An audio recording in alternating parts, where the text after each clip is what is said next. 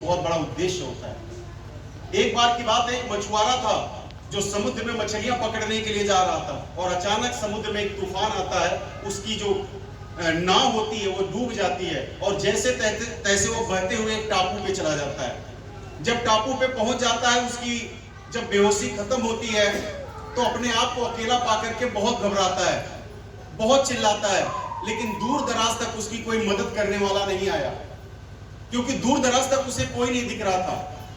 और अब उसने क्या किया, उस टापू पे जीवन जीना शुरू कर दिया। समुद्र से मछलियां पकड़ता और जंगल से कुछ लकड़ियां लाता और पत्थर की मदद से आग जलाता और मछलियों को खाता। एक दिन बीता, 2 दिन बीता और दूर दराज से जहां पानी की नाव जाती थी, चिल्लाता तो था लेकिन वहां तक आवाज नहीं पहुंचती थी। धीरे धीरे 6 महीने हो गए। अब इसने ये आस लगा ली कि शायद मैं अब अपने घर कभी नहीं पहुंच सकता। उसने ये मान लिया था कि मैं अपने बीवी बच्चे, अपने माँ बाप का चेहरा नहीं देख सकता, शायद मेरा जीवन और मृत्यु अब इसी टापू पे ही हो। और एक दिन की बात है कि वो जंगल से कुछ लकड़ियां ला रहा था मछलियों को भूनने के लिए। अपनी कुछ झोपड़ी भी उसने बना ली। जैसे ही झोपड़ी के पास पहुंच ही रहा होता है कि अचानक से मौसम खराब होता है। एक आसमानी बिजली उसकी झोपड़ी पे गिरती है और झोपड़ी जलना शुरू कर देती है। जब झोपड़ी जलना शुरू कर देती है, तभी वो घुटनों के बल जमीन पे बैठ के उस ईश्वर को, उस परम पिता परमेश्वर को याद करता है और कोसता है कि हे भगवान, तूने मेरे माँ बाप से मुझे दूर किया, मैंने नहीं बोला। तूने मेरे बीवी बच्चों से मुझे दूर किया, मैंने तुझे नहीं बोला। लेकिन मैं यहाँ पे अब अपनी जिंदगी जी रहा था तो तूने मेरी झोपड़ी में आग क्यों लगा दी।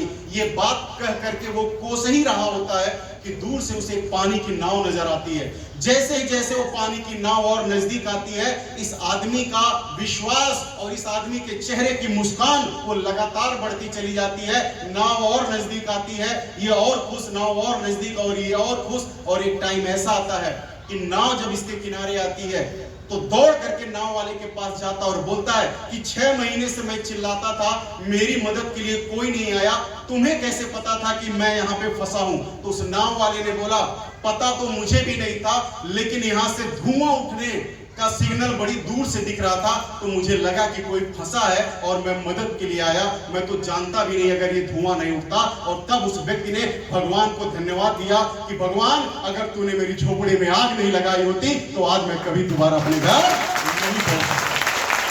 तो याद रखिएगा, उस ऊपर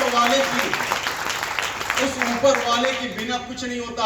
हो सकता है आज आप अपने जीवन में असफल हो सकता है कि भगवान इस मीटिंग के माध्यम से आपके जीवन को बेहतर बनाना चाहता हो। क्यों? क्योंकि ईश्वर कभी पैसे नहीं देता, हमेशा पैसे कमाने के रास्ते देता है, कभी पैसा नहीं देता। इस बात को याद रखिएगा।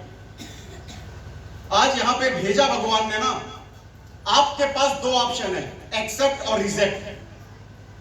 कोई बात नहीं, रिजेक्ट करना आपके हाथ में है, लेकिन सोचिएगा आज से 20 साल बाद, 30 साल बाद, 40 साल बाद, जब हम अपनी उम्र जी करके, जब हम लोग ऊपर पहुंचेंगे अपने कर्मों के हिसाब से स्वर्ग या नरक में, मैं तो चाहूंगा हम सब स्वर्ग में ही मिले। आप भी चाहोगे ना? जब हम मिलेंगे ना तो पता क्या होगा उस समय? कोई कहेगा मैंने तो बंगला बनवाया, बंगला। सारी आत्माएं होंगी, बहुत सारी, अमेरिका वाले की भी आत्मा होगी, जापान वाले की भी और हमारी भी होगी।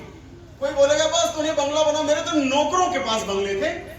कोई बोलेगा मैंने तो अपनी बीवी के लिए बहुत गहने बनवाए। कोई बोलेगा मैंने अपने बच्चों को बहुत अच्छी एजुकेशन दी। कोई बोलेगा अरे बस मैं तो स्विट्जरलैंड घूमा।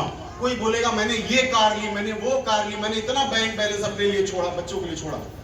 और आप किनारे बैठ करके सोच रहे होंगे क्या कि मुझे भगवान ने क्यों कुछ नहीं दिया। तो उस समय भगवान आपसे यही बोलेगा, भेजा तो था 4 स्क्वायर की मीटिंग में, पहचान ना सका अवसर को, यही तेरी गरीबी का सबसे बड़ा कारण था। मौका तो दिया था तुझे, लेकिन तूने अवॉइड किया और आज इसीलिए तो गरीब है। अगली बात क्या है? ईश्वर